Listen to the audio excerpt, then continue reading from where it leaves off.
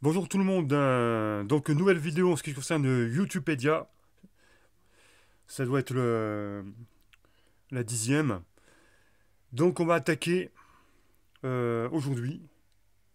Oula, attendez, on va même pas attaquer parce que je crois que je me suis trompé. Ah non, c'est la 11e, ouf, on est le 21. Donc c'est la 11e vidéo de Youtubepedia et nous allons voir les places de 40 à 31 pendant la dizaine de jours, pendant les 5 jours qui vont arriver. Et j'avais dit que entre la 40e et la 31e place, il y aurait 2 vidéos maximum par objet céleste. Parce que vous savez que je suis en train de que je suis en train de dérouler le top 50 des objets célestes du système solaire selon la taille.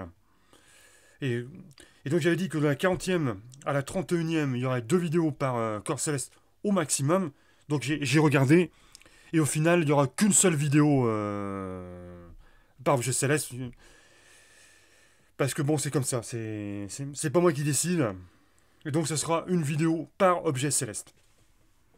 Il n'y en a aucun où il y en aura deux. Donc, ceci étant dit, on va attaquer la 40e place de ce classement. Et le 41e, il s'agit d'une lune. Il s'agit de Prométhée. Prométhée, c'est pour tout de suite. Alors, il y aura peut-être un montage.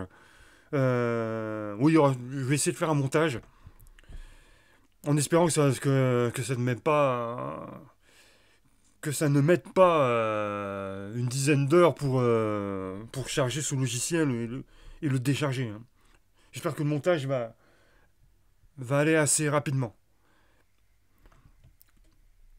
Ceci étant dit, quand je vais me taper les vidéos qui vont durer 1 heure ou peut-être même un peu plus, là ça va être un petit peu plus galère pour faire le montage.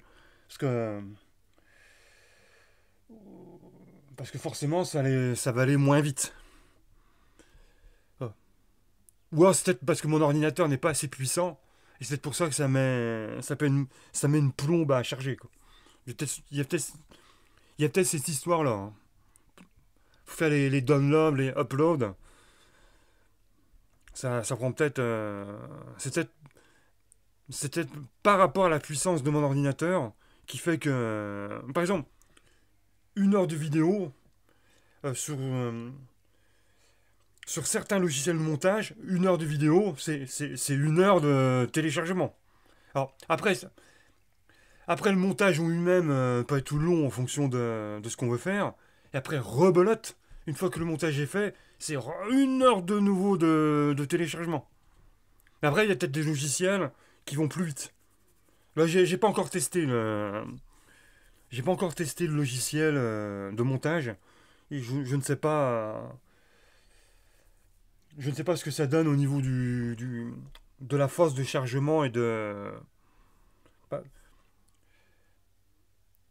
chargement de mon disque dur vers le logiciel de montage et du logiciel de montage vers mon disque dur une fois que le produit est fini.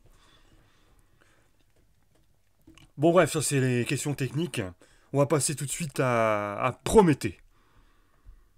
Et ce soir, oui, je vais essayer de le faire, le petit truc.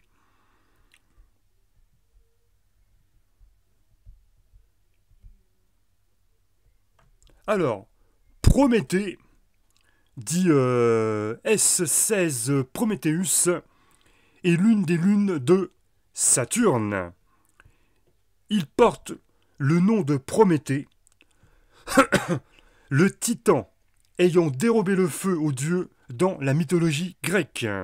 Alors, on va faire un petit peu d'histoire par rapport à ce caillou, parce que bon, c'est un caillou, hein. Pour moi, c'est un gros caillou.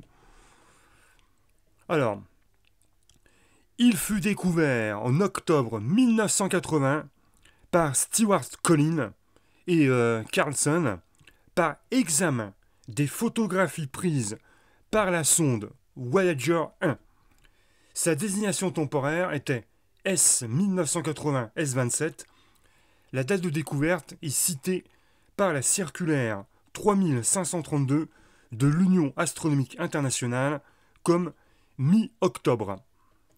Lorsque la Terre Passant dans le plan des anneaux de Saturne, le 22 mai 1995, on crut trouver, parmi les photos prises par le télescope spatial Hubble, plusieurs nouveaux satellites. Mais il s'avéra qu'il s'agissait à chaque fois de lunes connues.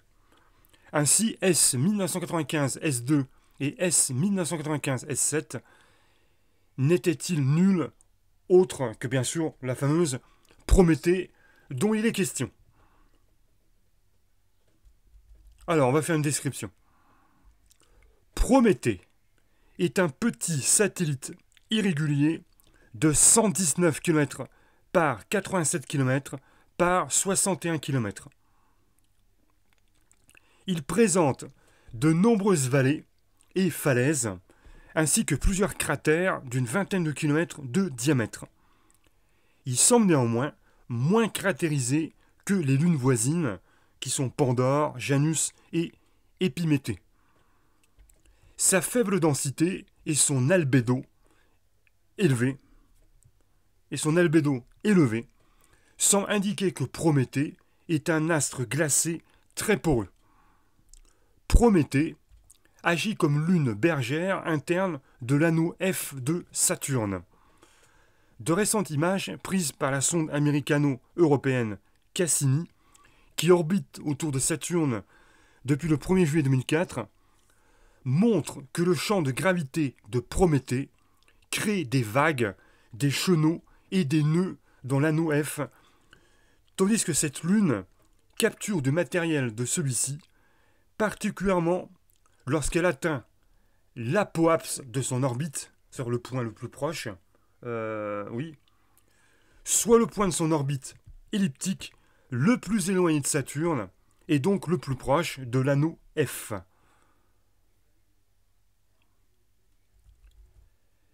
Des observations conduites pendant les années 1995 et 1996 ont mis en évidence que Prométhée était en retard de 20 degrés par rapport à la position qu'il avait en 1981, un écart qui ne pouvait s'expliquer par des erreurs d'observation à cette époque. En fait, selon les données précises collectées par la sonde Cassini, l'orbite de Prométhée semble chaotique du fait qu'elle est en résonance avec celle de Pandore, satellite berger externe de l'anneau F et de masse similaire à celle de Prométhée.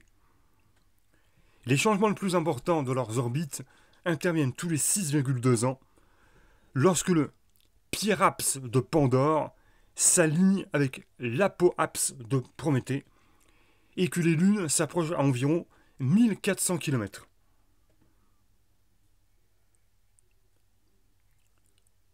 Prométhée est lui-même un perturbateur significatif d'Atlas, lune bien plus petite qui orbite le long du bord externe de l'anneau A à seulement 1680 km en moyenne de l'orbite de Prométhée. Les dimensions affichées de Prométhée datent évidemment de 2006. Donc il y a des dimensions que je ne donne pas, parce que c'est balancer des chiffres comme ça, ce serait un peu trop galère. Disons que c'est pas forcément intéressant. Voilà, donc la vidéo est terminée. Tant mieux. Parce que j'étais un petit peu... Je suis toujours un petit peu en retard, là. Donc à ciao, et on se retrouve tout de suite avec la 39e position.